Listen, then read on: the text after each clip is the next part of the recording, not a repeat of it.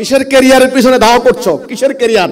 তোমাদের ক্যারিয়ার সেদিনে ধ্বংস হয়ে গেছে যেদিন তোমরা আল্লাহর খেলাফত বাদ দিয়ে ইবলিসের খেলাফত করছো।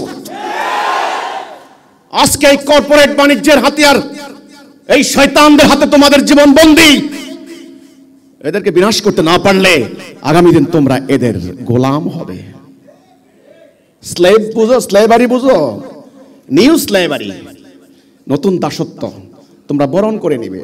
এই শিকল দেখা যায় না, এই দড়ি দেখা যায় না। এক সময় শিকল দিয়ে কিনে আনতো, আর তোমাদের শিকল, তোমাদেরকে যে কিনে নেওয়া হচ্ছে শিকল দিয়ে, এই শিকল তোমরা দেখতে পাও না, কারণ তোমাদের চোখের মধ্যে কোনো দৃষ্টিশক্তি নাই। এজন্য যারা ক্যারিয়ারের পিছনে পাগলের মতো ধাওয়া করবে তাদের সাথে আমি কথা বলবো না। আসো নতুন করে ক্যারিয়ার ঠিক করো। আজকে তোমাদের সামনে যখন কথা বলি মনে হয় তোমরা 90 বছরের যুবতী বুড়ো মানুষ। তোমরা তো আড়ষ্ট হয়ে গিয়েছো। তোমাদের স্বপ্ন নাই, তোমাদের কল্পনা নাই, তোমাদের আবিষ্কারের কোনো নেশা নাই।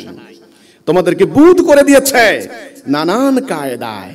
তোমাদের কাছে কোনো আইডিওলজি নাই, কোনো আইডল নাই। তোমাদের আইডিওলজি পরিমণিরা, পরিমণিরা তোমাদের আইডিওলজি।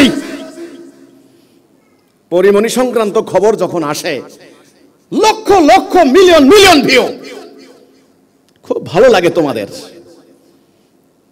ক্রিকেটাররা তোমাদের আইডল, চলচ্চিত্র তারকারা তোমাদের আইডল, আর তোমাদের আইডিওলজি ডেমোক্রেসি। আরে মিয়া, তোমার জন্মের আগে ডেমোক্রেসির জন্য লড়াই করেছি, কিন্তু ডেমোক্রেসি ভাওতাবাজি।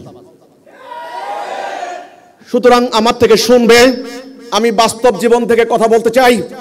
আমার জীবনে এমন একজন মানুষের সান্নিধ্য আমি পেয়েছি যিনি ব্রিটিশ বিরোধী উত্তাল আন্দোলন ভারতবর্ষকে কাঁপিয়ে দিয়েছেন,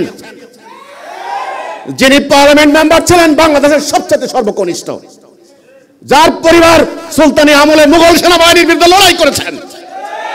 এমন একজন জ্ঞানী গুণী ভার্সেটাইল জিনিয়াস। আমি ওনার সান্নিধ্যে 12 বছর ছিলাম। আমি দেখেছি আমার এই জীবনে, অল্প জীবনে, বাংলাদেশের শিক্ষিত সাহিত্যিক, সাংবাদিক, বিশ্ববিদ্যালয় প্রফেসর, ভিসি, ডাক্তার, ইঞ্জিনিয়ার, আলেম ওলামা, ধর্মগুরু, পণ্ডিত, সাংবাদিক, সাহিত্যিক, এমন কোন শ্রেণী পেশার মানুষ বাদ নাই। কৃষক, শ্রমিক, জনতা, রিক্সাওয়ালা, মেথর, মুসিক, কামার, কুমার, এমন কোন শ্রেণী বাদ নাই। আমার এই অল্প বয়সে আমি মত বিনিময় করি নাই, কথা বলি নাই। প্রত্যেকের আত্মার খবর জানা আছে আমার।